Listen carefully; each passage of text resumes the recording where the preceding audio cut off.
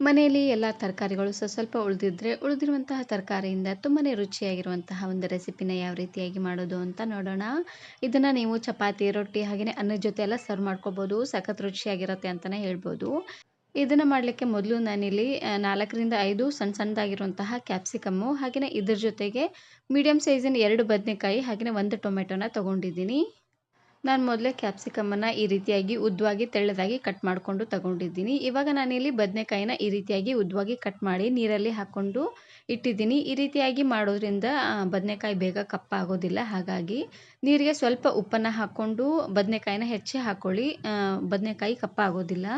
ಇವಾಗ ನಾನಿಲ್ಲಿ ಒಂದು ಪ್ಯಾನ್ಗೆ 3ರಿಂದ 4 ಚಮಚ ಆಗುವಷ್ಟು ಎಣ್ಣೆ ಹಾಗೆಯೇ 1 ಚಮಚ ಆಗುವಷ್ಟು ಜೀರಿಗೆನ ಹಾಕ್ಕೊಳ್ತಾ ಇದ್ದೀನಿ. ಇದ್ರ ಜೊತೆಗೆ 1 ಗರಿ ಆಗುವಷ್ಟು ಕರಿಬೇವು ಸೊಪ್ಪನ್ನು ಹಾಕ್ಕೊಂಡು ಇವಾಗ ಮೀಡಿಯಮ್ ಸೈಜಿನ 3 ಈರುಳ್ಳಿನ ಈ ರೀತಿಯಾಗಿ ತೆಳ್ಳದಾಗಿ ಉದ್ದವಾಗಿ ಕಟ್ ಮಾಡಿ ಹಾಕ್ಕೊಳ್ತಾ ಇದ್ದೀನಿ. ಆದಷ್ಟು ಈ ರೀತಿಯಾಗಿ ಉದ್ದವಾಗಿಯೇ ಕಟ್ ಮಾಡಿ ಹಾಕ್ಕೊಳ್ಳಿ, ಚೆನ್ನಾಗಿರುತ್ತೆ ತಿನ್ನಲಿಕ್ಕೆ. ಇವಾಗ ಈರುಳ್ಳಿ ಎಲ್ಲ ಸ್ವಲ್ಪ ಸಾಫ್ಟ್ ಆಗುವವರೆಗೂ ಲೋ ಫ್ಲೇಮ್ನಲ್ಲೇ ಇಟ್ಟು ಬೇಯಿಸ್ಕೊಂಡು ತಗೊಳ್ಬೇಕು. ನೋಡಿ, ಈ ರೀತಿಯಾಗಿ ಈರುಳ್ಳಿ ಎಲ್ಲ ಸ್ವಲ್ಪ ಸಾಫ್ಟ್ ಆದರೆ ಸಾಕಾಗತ್ತೆ. ಇದಕ್ಕೆ ನಾನಿಲ್ಲಿ ಚೆನ್ನಾಗಿ ಹಣ್ಣಾಗಿರುವಂತಹ 1 ಟೊಮೆಟೊನ ಹಾಕ್ಕೊಳ್ತಾ ಇದ್ದೀನಿ. ಇದ್ರ ಜೊತೆಗೆ ರುಚಿಗೆ ತಕ್ಕಷ್ಟು ಉಪ್ಪನ್ನು ಹಾಕ್ಕೊಳ್ತಾ ಇದ್ದೀನಿ. ಉಪ್ಪನ್ನು ನೋಡಿ ಹಾಕ್ಕೊಳ್ಳಿ, ಆಮೇಲೆ ರುಚಿ ನೋಡಿ ಬೇಕಿದ್ರೆ ಹಾಕ್ಕೊಳ್ಳಿಕ್ಕೂ ಬರುತ್ತೆ. ಹಾಗೆಯೇ ಇದಕ್ಕೆ ನಾನಿಲ್ಲಿ ಸ್ವಲ್ಪ ಅಚ್ಕಾರದ ಪುಡಿ ಅಂದರೆ 1 ಚಮಚ ಆಗುವಷ್ಟು ಅಚ್ಕಾರದ ಪುಡಿನ ಹಾಕ್ಕೊಳ್ತಾ ಇದ್ದೀನಿ. ಹಾಗೆಯೇ 1/4 ಚಮಚ ಆಗುವಷ್ಟು ಅರಶಿನ ಪುಡಿ. ಕ್ಯಾಪ್ಸಿಕಮ್ ಅಷ್ಟೊಂದಾಗಿ ಖಾರ ಇರೋದಿಲ್ಲ, ಪೂರ ಸಪ್ಪೆ ಸಪ್ಪೆ ಇರುತ್ತೆ ನೋಡಿ. ಹಾಗಾಗಿ 1 ಚಮಚ ಆಗುವಷ್ಟು ಅಚ್ಕಾರದ ಪುಡಿನ ಹಾಕ್ಕೊಂಡಿದ್ದೀನಿ.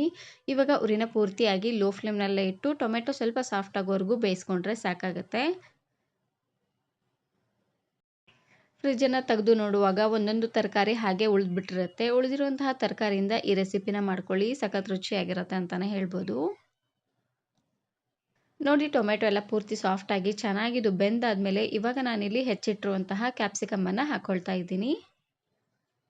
ಹಾಗೆಯೇ ಇದ್ರ ಜೊತೆಗೆ ಕಟ್ ಮಾಡಿರುವಂತಹ ಬದನೆಕಾಯಿನ ಹಾಕ್ಕೊಳ್ತಾ ಇದ್ದೀನಿ. ಬದನೆಕಾಯಿನ ಈ ರೀತಿಯಾಗಿ ಉದ್ದವಾಗಾದರೂ ಕಟ್ ಮಾಡ್ಕೋಬೋದು, ಇಲ್ಲಾಂದರೆ ಇದರಲ್ಲೇ 2 ಪೀಸ್ ಆದರೂ ಕಟ್ ಮಾಡ್ಕೊಂಡು ತೊಗೊಳ್ಬೋದು.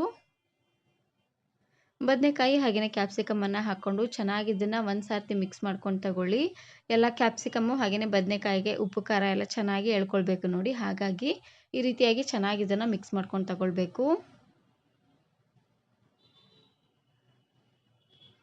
ನೋಡಿ, ಬದನೆಕಾಯಿ ಹಾಗೆಯೇ ಕ್ಯಾಪ್ಸಿಕಮನ್ನು ಚೆನ್ನಾಗಿ ರೀತಿಯಾಗಿ ಮಿಕ್ಸ್ ಮಾಡಿದಾದ್ಮೇಲೆ ಇವಾಗ ನಾನಿಲ್ಲಿ ಸ್ವಲ್ಪ ನೀರನ್ನು ಹಾಕ್ಕೊಳ್ತಾ ಇದ್ದೀನಿ. 2 ತರಕಾರಿನೂ ಚೆನ್ನಾಗಿ ಬೇಯಬೇಕು ನೋಡಿ. ಹಾಗಾಗಿ ಸ್ವಲ್ಪ ನೀರನ್ನು ಹಾಕ್ಕೊಂಡು ಬೇಯಿಸ್ಕೊಳ್ತಾ ಇದ್ದೀನಿ.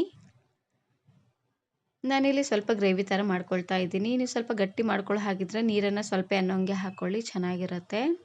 ನೋಡಿ, ನೀರನ್ನು ಹಾಕ್ಕೊಂಡು ಮೇಲ್ಗಡೆ ಮುಚ್ಚಳನ ಈ ರೀತಿಯಾಗಿ ಅರ್ಧಕ್ಕೆ ಮುಚ್ಚಿ ಬೇಯಿಸ್ಕೊಳ್ಳಿ, ಇಲ್ಲಾಂದರೆ ಉಕ್ಕಿ ಚೆಲ್ಲೋಗ್ಬಿಡುತ್ತೆ. ಹಾಗಾಗಿ ಇವಾಗ ನೋಡ್ತಾ ಇರ್ಬೋದು ಚೆನ್ನಾಗಿ ಕುದಿ ಬರ್ತಾ ಇದೆ. ಕುದಿ ಬರೋವಂಥ ಟೈಮಲ್ಲಿ ಒಂದು ಸಾತಿ ಚೆನ್ನಾಗಿ ಇದನ್ನು ಮಿಕ್ಸ್ ಮಾಡ್ಕೊಂಡು ತೊಗೊಳ್ಬೇಕು. ಅವಾಗವಾಗ ಈ ರೀತಿಯಾಗಿ ಮಿಕ್ಸ್ ಮಾಡ್ಕೊಳ್ತಾನೆ ಬೇಯಿಸ್ಕೊಂಡು ತಗೊಳ್ಳಿ. ಈ ರೀತಿಯಾಗಿ ಮಾಡೋದ್ರಿಂದ ಎಲ್ಲ ತರಕಾರಿನೂ ಚೆನ್ನಾಗಿ ಬೇಯುತ್ತೆ. ನೋಡಿ, ಈ ರೀತಿಯಾಗಿ ಕುದಿ ಬರುವಂಥ ಟೈಮಲ್ಲಿ 1 ಸ್ಪೂನ್ ಆಗುವಷ್ಟು ಬೆಲ್ಲನ ಹಾಕ್ಕೊಳ್ತಾ ಇದ್ದೀನಿ. ಬೆಲ್ಲನ ಹಾಕ್ಕೊಳ್ಳಿ, ರುಚಿ ಅಂತೂ ತುಂಬಾ ಚೆನ್ನಾಗಿ ಬರುತ್ತೆ ಅಂತಲೇ ಹೇಳ್ಬೋದು. ಹಾಗೆಯೇ 3ರಿಂದ 4 ಚಮಚ ಆಗುವಷ್ಟು ಶೇಂಗಾ ಪುಡಿನ ಹಾಕ್ಕೊಳ್ತಾ ಇದ್ದೀನಿ. ಶೇಂಗಾನ ಚೆನ್ನಾಗಿ ಹುರಿದು ಮೇಲ್ಗಡೆ ಸಿಪ್ಪೆನ ತೆಗೆದು ಈ ರೀತಿಯಾಗಿ ಗ್ರೈಂಡ್ ಮಾಡಿ ಇಟ್ಕೊಂಡಿದ್ದೆ. ಆ ಶೇಂಗಾ ಪುಡಿನ ಹಾಕ್ಕೊಳ್ತಾ ಇದ್ದೀನಿ. ಶೇಂಗಾ ಪುಡಿನ ಹಾಕ್ಕೊಂಡು ಒಂದು ಸಾರ್ತಿ ಈ ರೀತಿಯಾಗಿ ಚೆನ್ನಾಗಿ ಇದನ್ನು ಮಿಕ್ಸ್ ಮಾಡಿಕೊಂಡು ಇವಾಗ ಉರಿನ ಪೂರ್ತಿಯಾಗಿ ಲೋ ಫ್ಲೇಮ್ನಲ್ಲೇ ಇಟ್ಟು ಬೇಯಿಸ್ಕೊಂಡು ತಗೊಳ್ಬೇಕು. ಹಾಗೆಯೇ ಲಾಸ್ಟಲ್ಲಿ ಇದಕ್ಕೆ ಸ್ವಲ್ಪ ಸಣ್ಣದಾಗಿ ಕಟ್ ಮಾಡಿರುವಂತಹ ಕೊತ್ತಂಬರಿ ಸೊಪ್ಪನ್ನು ಹಾಕ್ಕೊಳ್ತಾ ಇದ್ದೀನಿ.